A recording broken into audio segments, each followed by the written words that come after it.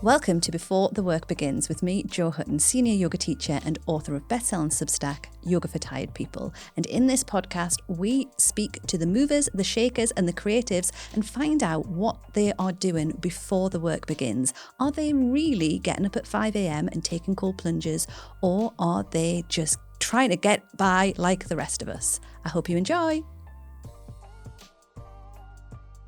Hello and welcome to Before the Work Begins, the podcast where we look at what do creative people actually do with their mornings, because we've all seen so many getting up at 5 a.m, morning routine things, but what do the movers, the shakers and the creators really do with their morning? And this morning I am joined by the beautiful Claire. Can you introduce yourself, Claire? Yes, thanks so much for having me on, Jo. It's so nice to be here. So it's a hard question, isn't it, to introduce yourself, but I'll give it a go. I am a mum. I live on the Northumberland coast, and for work, I am an engagement consultant and Substack expert. So I work primarily online. I have a podcast. And how did your morning look this morning, Claire? Oh, I love this question and I wish I was more interesting. That's what I was thinking about before I came on. But I set an alarm this morning. So we're in the depths of winter. So I would definitely sleep until sunrise if I let my body. So I set an alarm for 6:15. And at 6:15, that just means that I know I'm going to be the only one up in the house for a good little while. So my little routine is to pop downstairs, put the kettle on, make a coffee. I love coffee first thing. I know it's not the best when it comes to your well-being, but I love it. It's part of my ritual and my routine. I love the smell. I love the ceremony of it. And I always go and sit on one of the two sofas we have. So depending on how chilly it is in the cottage, I might light the fire. I might light a candle just to bring some coziness in. But this morning I was thinking about traveling here and I just really wanted to give myself some time to write. So I went and sat on our sofa, cuddled with the dog, drank my coffee and got into a piece that I was writing. So you actually managed to get a bit of peace in your morning, even though you've got a dog and 2 kids? Every single morning, yeah. So it's like a non-negotiable. So because I know it exists and it's such beautiful quiet time and I can watch the sun come up, it's just my favourite part of the day in so many ways. Also, our dog is really part cat. Like she's a whippet and she sleeps 21 hours a day. So she barely looks up. So I've got to like drag her in for a cuddle. But yeah, I love sort of greeting her and seeing her, but she is not bothered about going outside. She's not bothered about going for a walk. She'd happily wait till like 2 p.m. And the kids are older now. So they do sort of they are night owls. So they don't go to bed super early. I can't get them in any sort of realistic sort of 7 o'clock bedtime. That's just not how my kids operate. So they do sleep in. This morning, was that a pretty typical morning for you? Yeah. So that's definitely what it is. I choose between opening the laptop or journaling. So sometimes, especially if I wake up feeling a bit fuffy, like my hormones are all over the place with perimenopause. So I'm still riding that train of understanding like what my body wants. But in terms of creating, like I just love to create first thing. And so the waking up process and the deciding what my creative energy wants of me is like a question that I come to and just decide. And does your morning that you have with your kids, is it in any way similar to the mornings that you had when you were a kid? That's a really interesting question. I don't feel like it is, because I feel like because we live open plan, the TV is a bit of a like heartbeat and constant source of noise in the room. So if they want the TV on, I just feel like that is then the shift into noise and having noise in my life. And so I'll always ask them what they want. Like my son will usually plug into his iPad and do a bit of stuff on there before he gets ready for school and have his breakfast. But my daughter quite often will have something very specific that she wants to ask for on the big telly. So no, I wasn't like that. Like I think we were more, we just sort of like hung out, got ready, ate breakfast, left. There was no real noise input. I don't think we were allowed the telly on. Do you feel like you have a routine with like a capital R, or is it more like see how it comes, go with the wind kind of thing? Yeah, I think it's more the ritual of like waking up and coming back to myself that I'm in. I don't know that it's a routine as such. Like I definitely think there are some things that happen in an order. I think if I didn't have the kids and responsibility to get them to school, I would have a completely different routine. I would drive to the beach, and I've always felt that about myself. And sometimes I get cross with myself and think, why don't I just do that? Partly because we've got a lazy dog, I don't, but partly it's because it just doesn't feel like enough time to have all of the time that I would want to come back to myself before I've got to see people in the world, i.e. I've got to go on the school run and I've got to like see people. And do you feel like this is similar to the image that you had when you were growing up of what you thought a morning would be like when you were an adult? Yeah, so I feel like I always wanted to have kids. I was craving that like feeling of being home. So feeling safe, like in my four walls. I didn't know what the view would look like, but I could only have dreamt of having a view of the sea, which we've now got. So I feel like the coziness of it all in winter really comes into its own. What I find difficult is in the summer months when it's light and then the kids want to be out straight away. And I'm like, it just takes me longer to be ready for that. I do like the cocoon, and I think, I probably always thought that I would want some of that. Like I didn't know what it would look like in practice because you've only got a certain amount of experiences. But I think in life we sort of see more of what we don't want as we're going into like adulthood and early adulthood, and we're like, oh, I don't want it to be like that. Like I don't want sirens outside my window, for example, or I don't want like drunk people stumbling down my street. And because we live in a really quiet area, it is a dark sky area, and it's quiet from like sundown until sun-uppers, really. That sounds so beautiful, Claire. Have you always wanted to live by the countryside, or were you ever a city girl? Yeah, so I lived in Newcastle for quite a few years and loved it. And I went to uni in York, and I loved both of those phases for loads of reasons. Like I loved the pulse of it all. I loved all of the invites.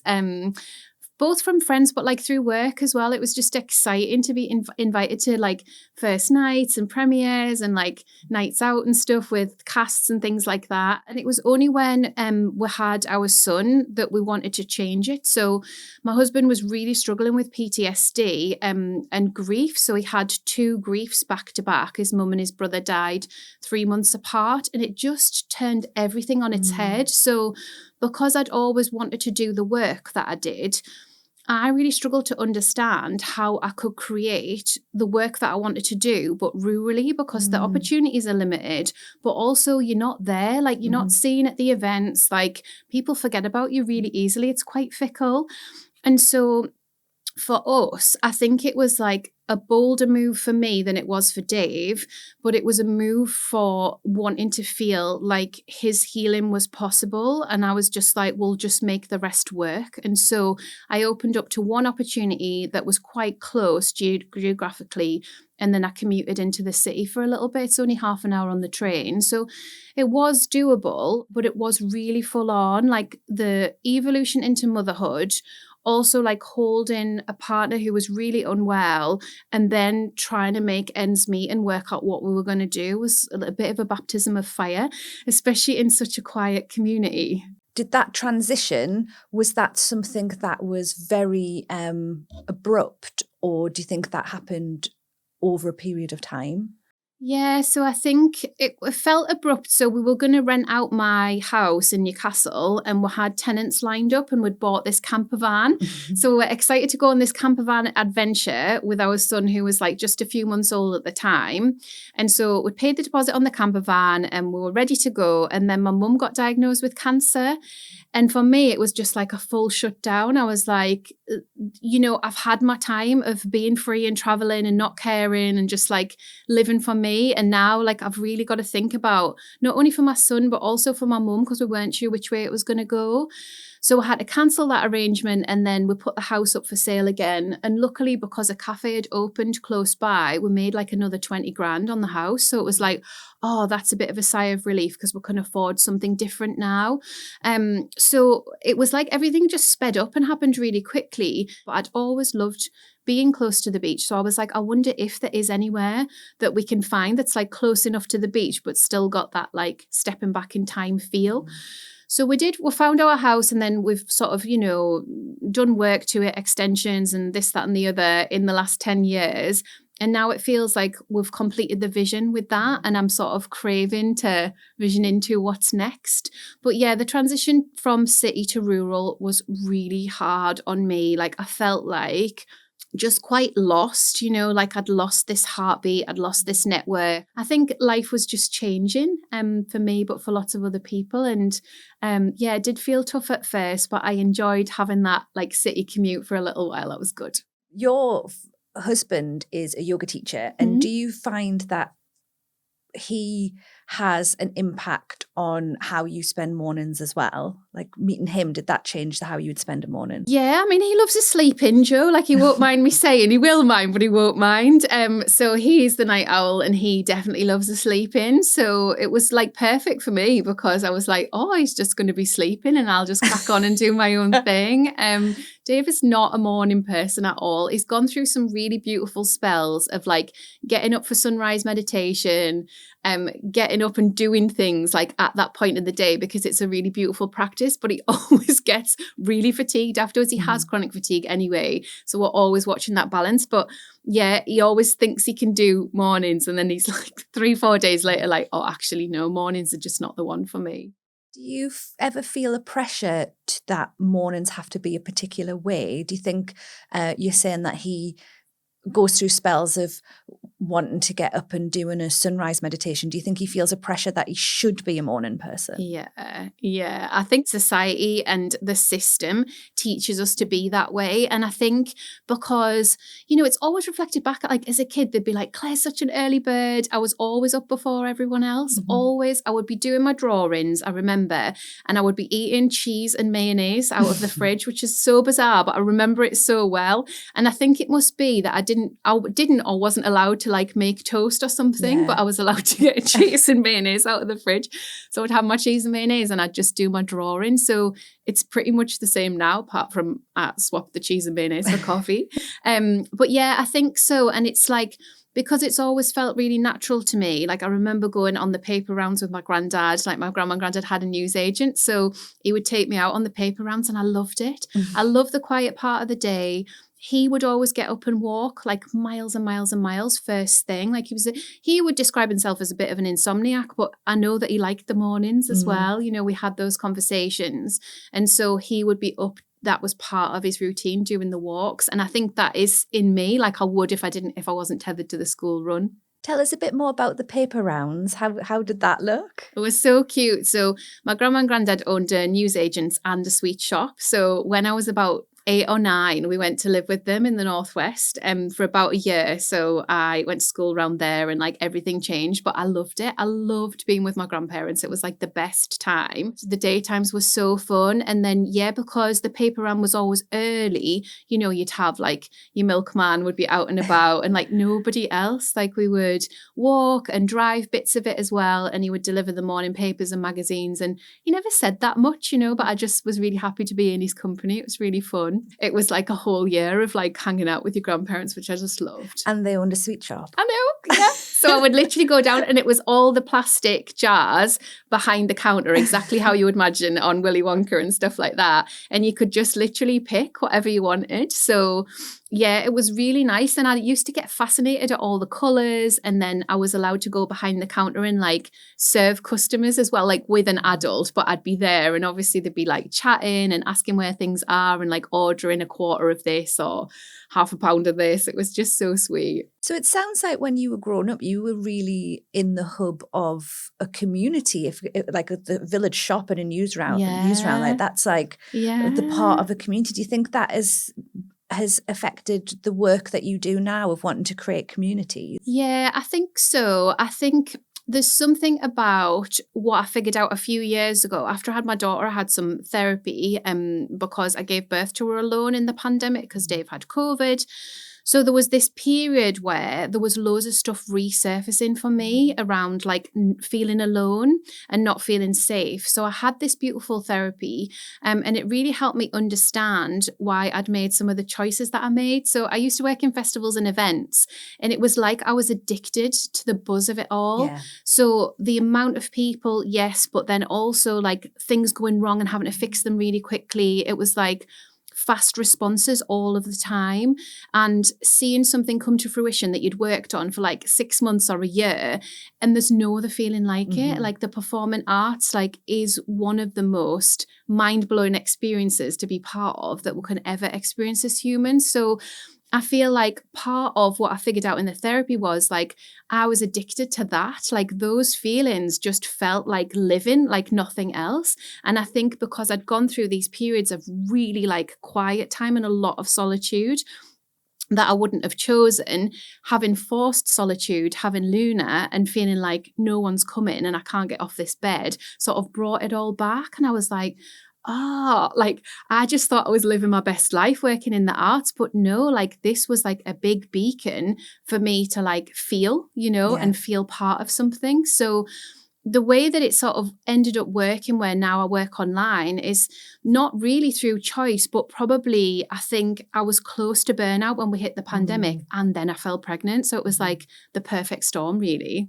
Do you think that that's shifted how you feel around solitude in the morning then? Because there's a big difference, isn't there, between forced solitude and, because you don't have to be lonely when you're alone. And you seem to like a lot of solitude. Yeah, I definitely like that space to like come back to myself. But sometimes I need Dave and the kids to like go away for like a night.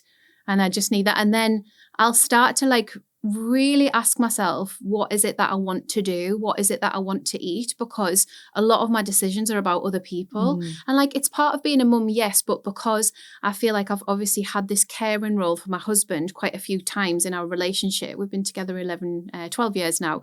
That also I need to top myself up and ask myself those questions because it's easy to get self-sacrificial and it's not helpful or healthy. So I think sometimes I definitely hit that limit where I've given out too much in my work or I've given out too much. I've gone through a phase of like the kids have been ill or something's happened and I'm like, I need to come back to like me.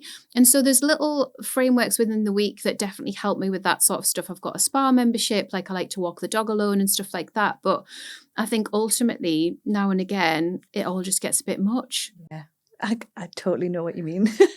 What would your ideal morning look like? So I know for a fact that you will have done this exercise many times, but right now, if you had to design your perfect morning, what would it look like? Yeah, I love that question. And I do think it is tethered to the beach and the coast just because it changes every day. So my grandparents' flat in retirement was at the coast and you could see the sea, you could see the skyscape, you could see the ships coming in and out. And it was so beautiful. So when I would go and stay there as a teenager, I would have my morning coffee and then I would go straight out and I would just be in the world, but like quietly, so obviously there'd be a couple of dog walkers and things. But I remember my granddad saying one of the times, he was like, you just went out in your pajamas. And I was like, well, yeah, because I wasn't ready for the day. So it was still part of that like sleepy time of like, I remember they were like I Heart New York pajamas because I'd been to New York recently and bought them. And I was like, yeah, like that just felt really easeful for me to be part of that and then to come back and get ready for the day. So I think definitely being alone would be the ideal morning and being at the coast, but like being able to spill out on the beach. Ours is like a drive, so about a 10-minute drive. And then if it was warm, that would be so nice. Like obviously we live in the northeast, so it's cold a lot, but I love the warmth and I love being able to think like the sun can come up and also warm me up as well. And then, yeah, probably breakfast alone, journaling alone, and then I'd be ready to see the people. And do you have a memory of a morning that you keep coming back to? There's definitely a couple of times in Australia where I was just living my best life. Like it just felt like my spiritual home. I was there alone, but I was definitely like meeting people along the way. And I loved that feeling of being able to choose. Like I didn't owe anybody anything. Like I did, I wasn't there with friends. Like I could just decide. So yes, you could make a plan with somebody to do something in the morning, but you could also just pop off by yourself and have a little walk, see which coffee shops were open. Like that whole thing was like a really lovely phase. And I definitely feel that, if I wake up in a hotel in the city and you can like decide, like you could decide to walk to the quayside or decide to have breakfast at the hotel. Like I love that. And I feel like there's some stuff in that as you get older where you can sort of activate your creativity by doing something out of the norm. And that's why I love coming into Newcastle because I don't live here anymore. So it definitely is reactivating. So, yeah. Do you think that there's an element of that freedom in that, of finding that freedom, even though you are in a family environment, that you can still feel little pockets of freedom in that. Yeah, it's the pockets, and I think it's the feeling that no one knows you, but like anyone could be your friend. And I think you get that when you're traveling solo, like everybody's in the same or a similar boat. So there's definitely that piece that is just a nice part of the human experience, I think, where it's like anything could happen today. And I do like those feelings. And what about working online? Do you feel like the opportunity and the freedom online is different to the freedom and the opportunity that you had when you were working in person? Yeah, I absolutely love just being able to like plug in and go. It's so nice. Like I'm so comfortable at home. I know all the nice seats to like get the laptop out and work on. And then when I tune in and like do my community calls, or if I'm podcasting or something like that, like I just think what a privilege. It's so nice. And I think because it supported me through what have been some quite difficult years in my daughter's early years, sleepless nights where you're just not quite functioning, or when things have been really difficult with Dave's health and like obviously other ups and downs of life. Like I feel like that community have shown up for me without even realizing they're doing that. You know, I'm not asking anything of them, but because they're always there when I turn the laptop on, I'm like, oh, here you all are. And it's honest, I say it all the time, but it's a joy to do that work. I love working online. I just think it's the best thing ever.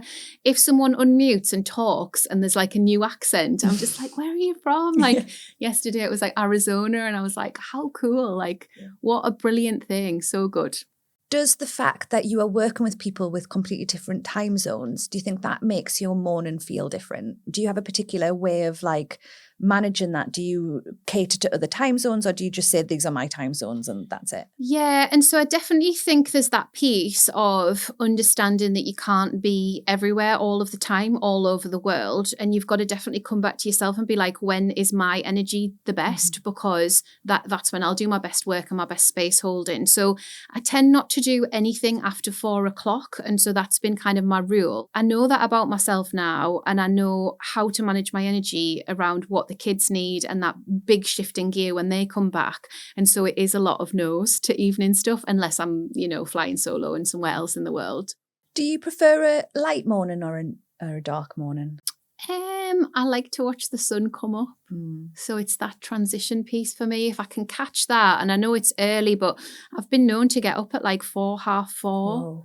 Yeah, just because I feel like it, you know, and like summer months and stuff like that. I think I just naturally sort of fall into that and just fall asleep with my daughter, and then I'm up super early to get that bit of time. So like I've done some prolific writing in those early hours. It's just sort of what I love to do. So yeah, because I've got quite a routine with what I do for my business, because it's what feels good. So the writing for me, whatever I deem that to be in the morning, is first. And then I do my income producing activity. So like I'm laughing because people will be like, oh, but like for me, it's like I do run a business, like it's not a hobby. So I have to think about, okay, where is the money coming from today? That selling part, do you find that that's a difficult part of your job? Yeah, so I think it's still new. So I've only been selling for 5 years. So the pandemic was the pivot. And then the first thing I sold that was like mine to sell was an ebook. You probably remember, like we were online friends at that time. And so I loved the magic of being able to say, I've got this ebook, like I've always wanted to write an ebook, and like, this is it. It's based on my framework and my methodology. Was that the creativity ship? Was that? Yeah, so the artist boat. The artist boat, yeah. Inspired by Julia Cameron's Artist Way. So I had the artist boat, which was like my one-to-one mentoring that I did, that got people to like create for themselves and put themselves in the boat and then ask themselves which islands they would like to travel to for work, well-being and creativity. So that was the framework. And I felt like such an imposter because I just made it up. But I was like, it works for me, and I know I can explain it to people and it'll help them. So yeah, so from that point, really, when people bought it and I had like really small social media presence, and you know, it's that bit of figuring out, like, I've got friends here, I've got colleagues here, I've got people who know me, but I don't know who would buy my work. Like, I don't understand that piece yet.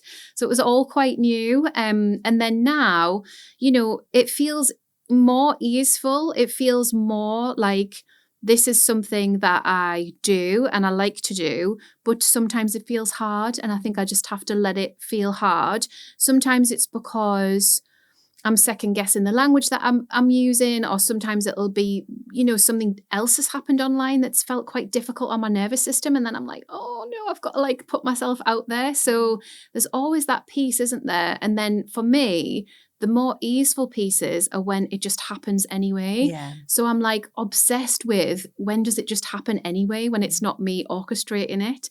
And I just think, again, that is still relatively new to our nervous systems. Like being paid without us actually pressing buttons still feels like a magical thing.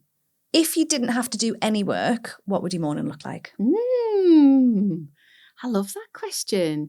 Oh, okay. So this again will be a beautiful invitation for me to do this like one of the days. So I think I would do like the coffee and the journaling, but it would be just journaling, like just head emptying, like let's just get that out, and the cozying in. Then I think I'd go to the beach. Then I'd go to the spa. And then I'd be like, right, well, what next? I'm probably a bit hungry. I'll have some food, but I'd probably go out for food.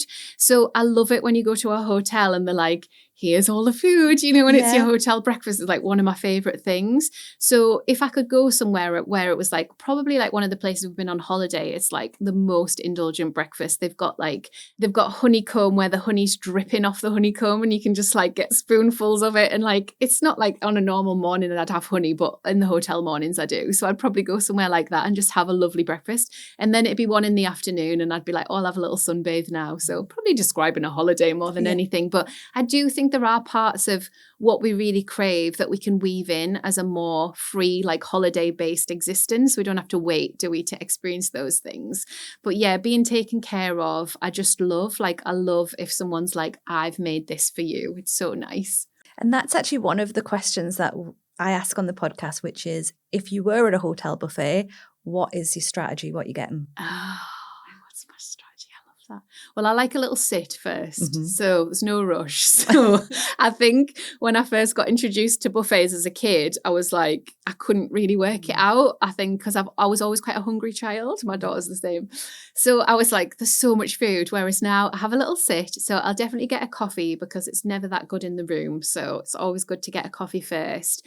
And then if I'm with someone, which would be my ideal, they'd say, what are you getting? And then I'd be like, oh, I'll go and have a look. So go and have a look. And then if there's cooked breakfast and it looks lovely, which most of the time it does, I probably will get some cooked breakfast. And then if I am hungry, if we've not like been out for tea and stuff the night before, I'd probably get a bit of fruit as well. I would love to just think, and then I could also have like a waffle or a croissant, but I just feel sick all day.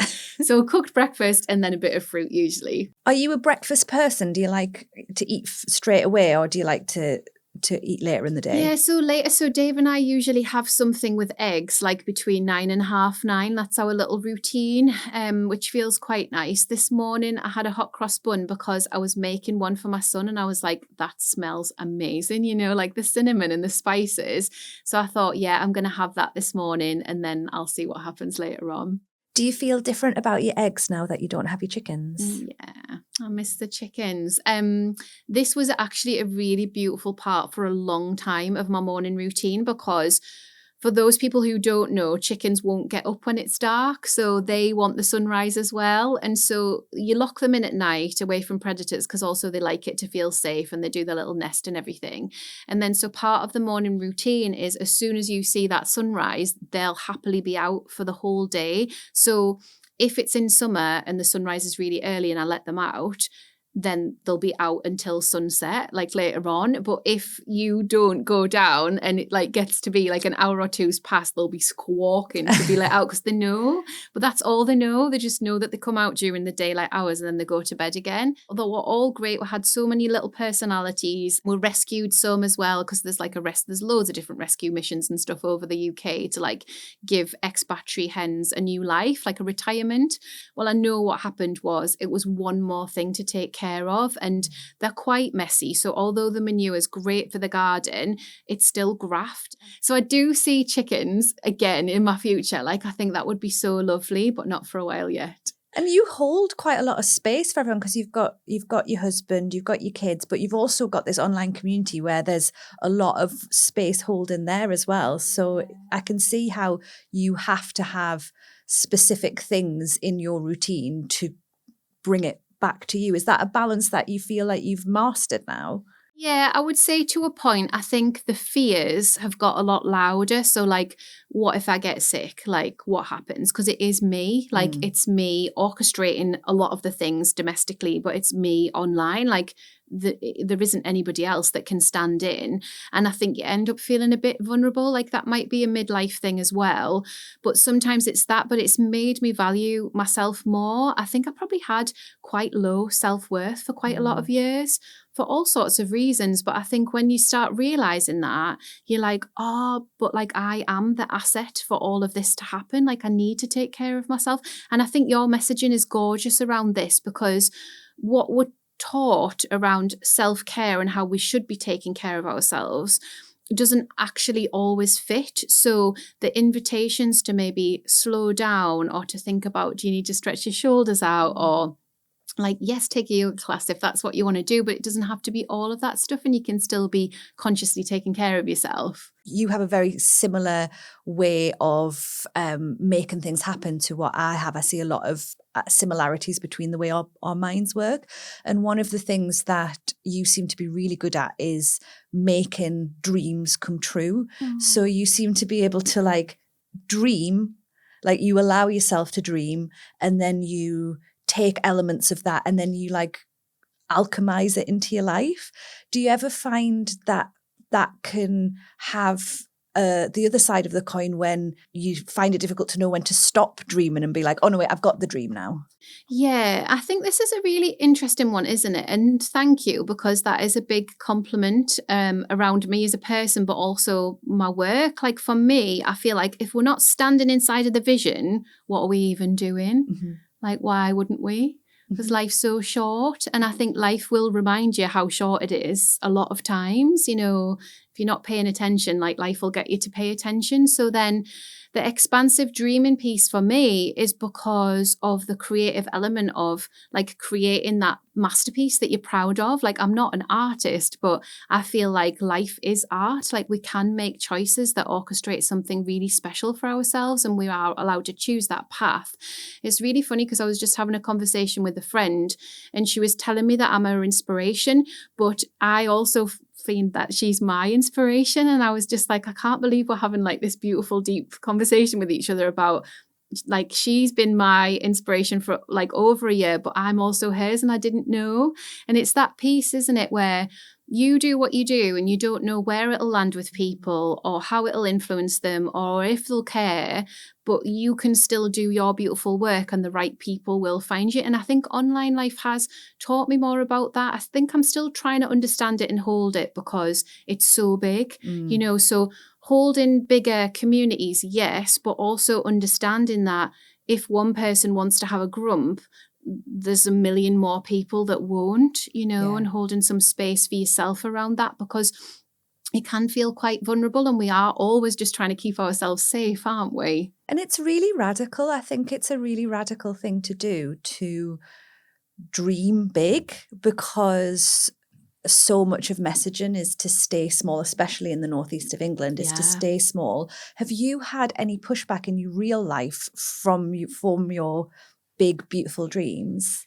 Yeah, I think so. I think, like, you know, there's definitely those pieces where friendships have had to fall away because I will never stop being like this and they want to tell me everything that's wrong. And I'm just like, I'm not here for that. Like, I just think, look at what you've got. Like, look at all of this. It's so stunning. It's so beautiful.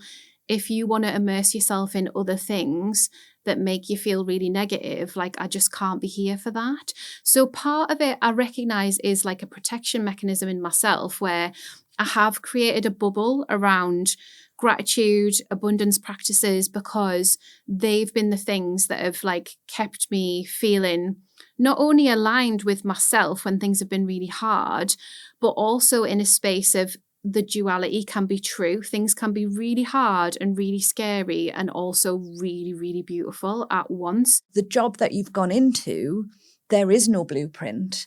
So how have you found that as being a pioneer in the digital space? Like, how has that felt? Yeah, I think like I always, one of my mentors talked to me about evidence stacking a couple of years ago, and I hadn't heard that term before, but I think I'd naturally been doing that. So like we've had conversations about what we've wanted to do online, but there's another couple of people that I definitely feel really inspired by that were doing it anyway. One of them identifies as neurodivergent, which I do, so that's really helpful. But also it's the long game, isn't it? Because I think we've seen a lot of like spiky, all of a sudden got loads of things to say, got like a big presence, like making millions and stuff. Like we've seen that stuff happen. But for me, it's like, but what is the sustainable piece of holding myself to feel safe and experimenting with the work that feels fun while being open to the opportunities? And I think the piece of being open to the opportunities, I'm still sort of pushing that door, because in the cultural sector, it was kind of like a linear set of opportunities in the Northeast. And because I was like, I don't know how I can afford to have children, buy a home and continue to work in the arts. Physically, the maths doesn't work. So I don't know how to do that. I don't know how to follow that linear path that wants me to work 7 days a week for a venue. Like I don't know how I would ever find a balance. And because I'm not great in the evenings, I was like, I just think I'll be really grumpy or burn out. So I think forging my path was the only way. And I think that other people that have done it for longer talk about that, where it's like, there isn't a blueprint, but it's the only way. So I'll figure it out. But I think there is definitely something that I see in you, which is the determination to do it your way and the way that it's going to work for you. And I think that's the reason you have been able to build this big and beautiful life. Yeah, there was a photo that my grandparents put up actually. I love circling back to thinking about it, but I was so surprised to see it when I went to that flat. And it was me outside Newcastle Theatre Royal in a white boiler suit that was covered in luminous splashes of paint with balloons that were being set off into a balloon launch to launch a young people's theatre festival. And I'm just beaming. And I think they must have got it off Facebook or something. Like it was such a surprise, and they loved it. Like the love that I was outside an iconic building like that they recognised, the love that I was happy, the love that I was in a white boiler suit and they probably didn't know why. And then the love, that sort of fun, the balloon element of it. I am sorry for the environment now, but at the time, that was what we did every year. We did these big balloon launches and it was so fun. And I do think there is that part of like, it's different now with online because we can curate what we want something to look like, but you can't curate what you want something to feel like until you've actually worked on your vision. It's the vision and the feeling piece for me. And if you'd come to the end of your life and you were allowed to come back and live one of your mornings again, which morning would you choose? Oh, my wedding. Oh. Yeah, my wedding. It was beautiful. It was at Brinkburn, and I woke up and you can hear the river flowing, and it was such a beautiful sound. And we actually got legally married the night before, which is why we woke up there together. But the wedding day itself, like that whole morning, like it was just so beautiful. Such a gorgeous venue, so ancient, and like I dreamt of marrying Dave for so long before he agreed to get married. So I just think I was just on cloud nine. It was just so special and I was so excited to have the day. So yeah, that day I think. So beautiful, Claire. Thank you so much. This has been such a beautiful conversation. Thank you for taking the time for coming down. And where will people be able to find you if they want to look a bit more at your work? Yeah, well, thanks so much. This has been so fun. This is my first time inside a podcast studio, which I've loved. I feel like, this might go on a vision board for future. So online, my website is creativelyconscious.co.uk, and then I'm on Instagram at creatively.conscious, and then my Substack work is all over at Sparkle on Substack. Fabulous. Thank you so much, Claire. Thanks, Jo. Thank you for listening to Before the Work Begins podcast with me, Jo Hutton. Don't forget to like and subscribe so that you always get to hear the brand new episodes of this podcast. You can find me on Instagram at Jo Hutton Yoga and of course on Substack at Yoga for Tired People.